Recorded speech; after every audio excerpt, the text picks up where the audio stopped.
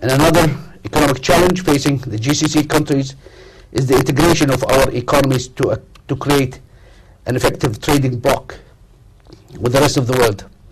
The current global economic instability poses a significant strategic challenge to us, and we must unite to face this challenge and work toward protecting and safeguarding our economies from these financial and economic shocks.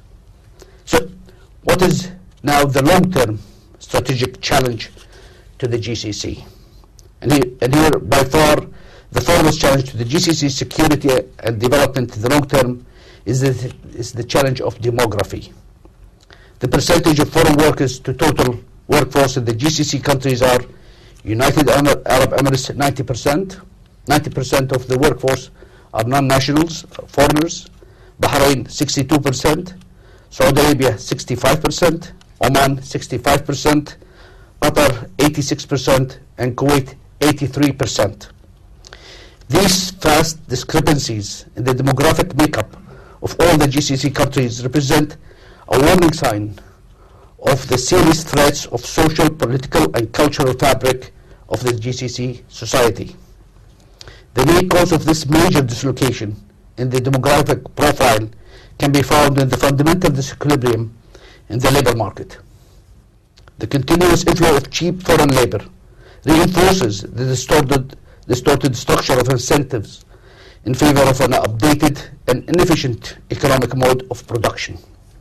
This economic structure, which is based on cheap labor, would not be able or will not be capable of creating meaningful employment for our emerging youth. The fact that almost half of the GCC population is under the age of 18 makes us face an upcoming wave of young men and women who are soon to enter the job market. With a GCC population growth rate of more than 3% annually, the fundamental challenge is to ensure that the market capable of absorbing this substantial increase in labor supply. Thus, job creation is among the major goals of GCC, and amending the labor market model is vital to this end. Our government needs to implement initiatives to encourage small and emerging business ventures. We must provide incentives to the private sector to employ our local youth. More employment in the public sector is not the answer. A major project by one of our oil companies, for example, may require an expenditure of $15 billion. But since our industry is capital and not labor intensive, this project may produce less than 1,000 new jobs.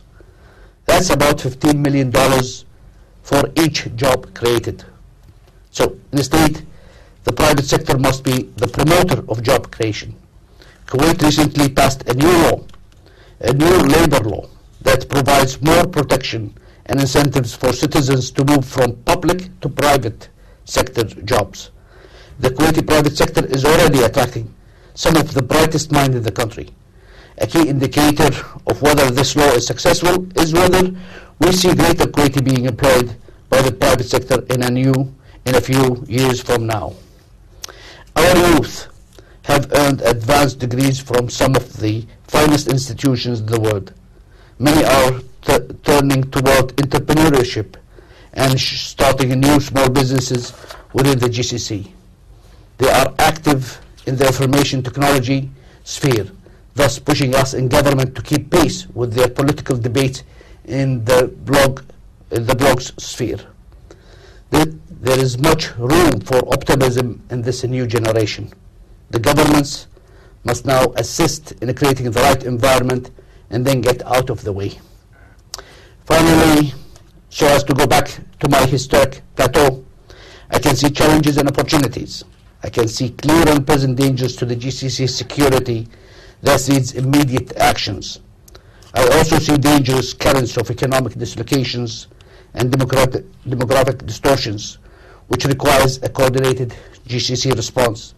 And I'm confident that we, as a GCC, will be able to rise up to these challenges and achieve our common desired goals. Can we do it? I think, yes, we can. Thank you very much.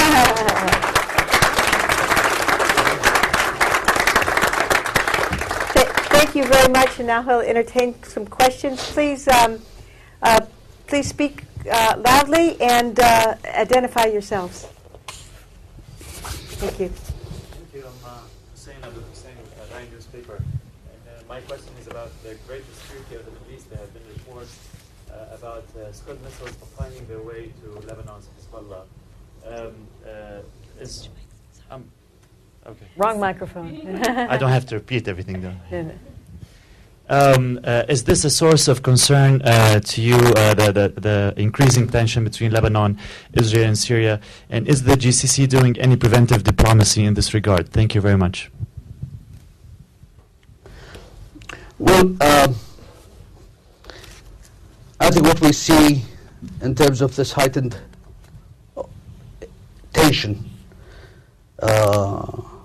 as a result of repeated Israeli threats against Lebanon and Syria is something that we think that it's a deliberate act on the part of the Israeli government to obfuscate the sort of activities that it is doing inside the Palestinian territories. Scud missile, the last time I checked, and those who are in the military can correct my information, is that you cannot have it in a small bag and slip it across the borders. It's a huge and a visible structure that you have to move. For that reason, I think the Israeli allegation that those huge missiles are crossing the borders into Lebanon, I think they are trying to turn world attention from the sort of things that they are doing in East Jerusalem, for example, confiscating and stealing, actually, more land, obliterating the history and the heritage of the Palestinian people by claiming some of these historical sites as Israeli sites, and also by denying the United States the ability to resume its function as a broker of the peace process, and refusing to abide the quartet requirements for a resumption of the peace process. So in that sense, we think that this is just we think it's an obvious tactic on the part of Israelis to